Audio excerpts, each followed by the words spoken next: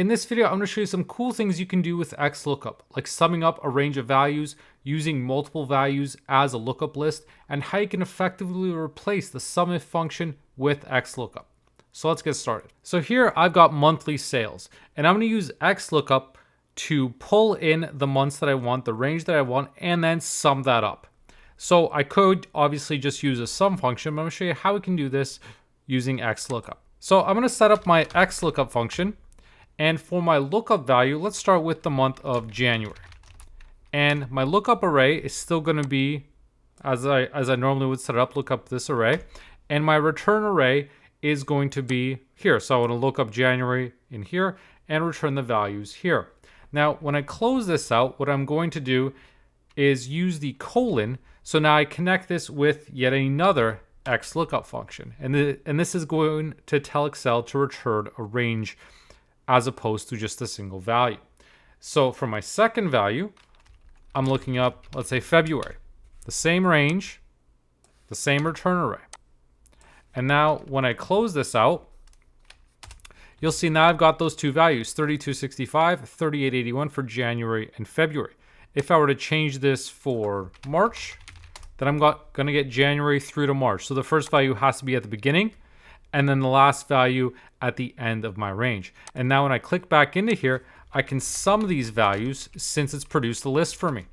So this would be the same thing, this 11025, as doing an auto sum of these values. So I can do that all within XLOOKUP. So it's a really easy way to pull in a range of values based on a starting value and an ending value, and then wrapping that within a sum function that can then sum all that up.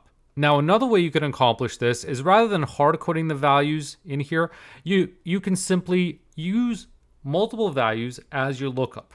So let's say I'm going to copy these values January through to March. Copy, paste them over here. And now I'm going to use XLOOKUP again, except this time instead of using this formula where I've got the colon and multiple XLOOKUP functions, what I can do is use the XLOOKUP function. And for my lookup value, I'm going to select all these values, January through to March. And then my lookup array remains the same. And my return array is still those monthly sales. And it's going to produce a list, just like I did before. Except this time, because I specified the range, I no longer have to manually key those values in. Instead, I'm just referencing that range, looking up here, and pulling in all those values. And once again, I can sum all this up as well. And so you can do other things like average them up, count them up as well. But it works the same way as when I use the colon to connect the two XLOOKUP functions. Here, I'm just specifying a lookup list. What you could also do to make this a bit easier, especially if you add to your values, let's say I want to add April, right? Instead of changing this, I can convert this into a table. So I'll go to Insert, Table, select that. That's going to be my lookup range. So what I could do in this case is now rather than hard coding this, I can specify all those fields. So column 1. And so now if I add to it, let's say May, June, you can see my totals are updating. So the XLOOKUP function is going to automatically look at this column and use all those values as its lookup list, look up within this range, and return these values and then sum them up. So if I don't have the sum function, obviously, then it's just going to return a list of values. But I could also do things like average. And so do all sorts of calculations on this list. So a really powerful way to use XLOOKUP is by using multiple values as your lookup. And you can do that using colon, or you can use it as a table as well. Now here's another cool thing you can do with XLOOKUP in terms of summation. So if I wanted to just see the store sales for each one of these stores, I could use a sum calculation, of course, but I can also use XLOOKUP to dynamically pull in these values based on the store that I've entered.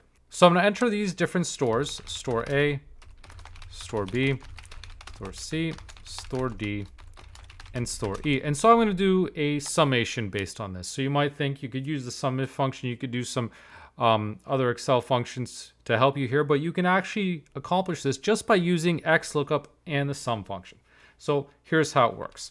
With XLOOKUP, we're specifying my lookup value, which is store A. And I'm going to specify my fields that is going to go across that range. And my return array, I'm going to select all these values here. And so XLOOKUP is smart enough to know that it's going to return a list for me, just like it did before. So it's going to look up that array, and you can see it returns all these values. And so what we can do, obviously, is now just sum them up. Put that within a sum function, and now we've summed that up all within that XLOOKUP. I can double check this by using my auto sum here. 66254, 66254. The exact same thing as if I were to do a sum calculation without having to actually create these subtotals here. I can just do them right within one single formula. Now, if I want to use this for other stores, the only thing I need to do is just make sure I freeze my lookup ranges, just because we don't want it to automatically adjust, obviously, and we don't need to freeze anything, but if we wanted to, we could freeze column H, let's say, but we want the rows to change. And so by doing this, it's really easy now to do a sum if function or any sort of sum calculation by using XLOOKUP, because XLOOKUP's going to return the values that you want.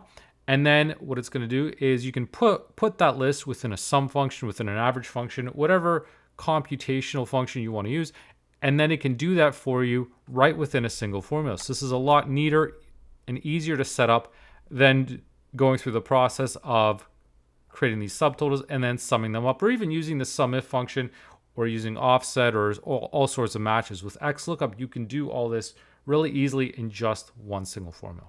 So that's all for this video. I hope you did like it and you learned something. If you did, please make sure to leave a like and subscribe for more. Thanks for watching.